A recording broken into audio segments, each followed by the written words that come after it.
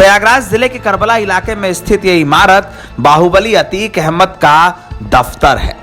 वो अतीक अहमद जिसका 15 अप्रैल को अंत हो चुका है, उसके इस दफ्तर में अब खून के निशान मिले हैं। खून के निशानों की तस्वीर इमारत की सीढ़ियों से लेकर किचन तक तमाम बार पुलिस के कैमरों में रिकॉर्ड हुई है। एक संदिग्ध चाकू मिला है, खून से सना एक दुपट्टा और तमाम तरीके के सवाल जो इस इमारत के अंदर मौजूद मिले हैं।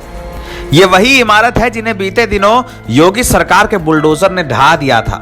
इसी घर से शाइस्ता परवीन अपने मेयरी का चुनाव लड़ने वाली थी, लेकिन इस बार इस इमारत के अंदर कुछ ऐसे निशान मिले हैं जिसने एक बार फिर एक नई कहानी को शुरू कर दिया है।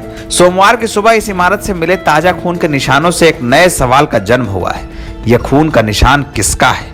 इसे लेकर पुलिस की टीमों ने अपनी जांच शुरू की है। मौके पर फोरेंसिक विभाग के अधिकारियों ने तमाम सबूत इकट्ठा किए हैं। इस घटना स्थल पर मीडिया के तमाम लोग सोमवार सुबह से जुटे हुए हैं। तमाम लोगों ने अपने कैमरों से खून के वो निशान भी दिखाए जो इमारत में मिले हैं। अब मौके से फोरेंसिक विभाग की टीम ने तमाम सबूत इकट्ठा किए हैं, लेकिन एक बड़ा सवाल यह है कि इमारत के अंदर ये निशान आए कैसे। पुलिस अधिकारियों ने अपनी शुरुआती जांच के बाद कहा है कि इमारत के पीछे के कमरे का एक शीशा टूटा हुआ है।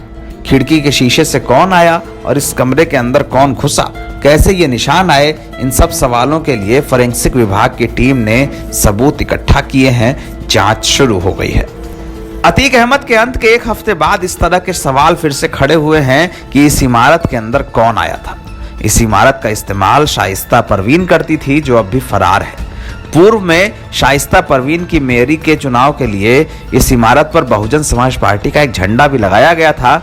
इमारत ध्वस्त हो गई है, लेकिन झंडा बरकरार है। पीछे की तरफ एक कमरा है, उसका ग्लास टूटा हुआ है, तो संभवतः ये भी हो सकता है कि किसी के द्वारा कोई चोर या उस तरह से कोई एंटर किया हो। और जो ब्लड स्टेन्स हैं उनको कलेक्ट किया गया है फील्ड यूनिट के द्वारा। उस सैंपल को हम एनालिसिस के लिए भेज रहे हैं। बाकी यहाँ पे आसपास जो सीसीटीवी फुटेज है उसका एनालिसिस कर रहे हैं, और जैसे ही कोई और हमें लाभप्रद सूचना मिलती है तो हम आपको अवगत करें। सर, क्या लगता है ये ब्लड जो है वो किसी इंसान का है या किसी जानवर का? वो चाकू मिला है। देखिए, वो मैं कंफर्म तभी हम कर पाएंगे जब लैब से रिपोर्ट आ जाएगी। सैंपल कलेक्ट कर लिए गए हैं, प्रयास करेंगे कि इवनिंग तक वो रिपोर्ट आ जाए। सर, चाकू भी मिला है। एक सेकंड, जब आप बता रहे शीशा भी टूटा हुआ, उस पे भी ब्लड स्टेन्स आप लोग को मिले? पीछे की तरफ एक मिरर जो है, वो जो विंडो जो शीशा रहता है वो टूटा हुआ है, और उस वहाँ पे भी ब्लड स्टेन्स मिले हैं। तो उसका भी हम उसको भी गहनता से उसकी जांच करवा रहे हैं। चाकू भी मिला है, चाकू मिला है, चाकू पे भी ब्लड। देखिए, जो भी एविडेंसेस मिले हैं सबको कलेक्ट कर लिया गया है, और जो भी इसके परिणाम आएंगे आपको अवगत करा दिया जाएगा। देखिए, ब्लड स्टेन्स के सैंपल कलेक्ट किए गए हैं और उसको एनालिसिस के लिए भेज दिया गया है। बाकी जो भी सूचना हमें फर्दर मिलेगी इसके बेसिस पे हम आपको अवगत करा देंगे। एक सवाल पुलिस सुरक्षा अब सवाल यह है कि इस इमारत के अंदर आया तो आया कौन?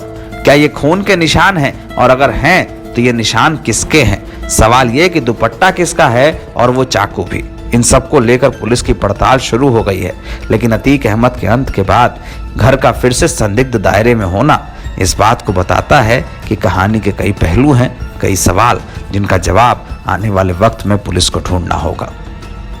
एनबीटी ऑनलाइन की रिपोर्ट।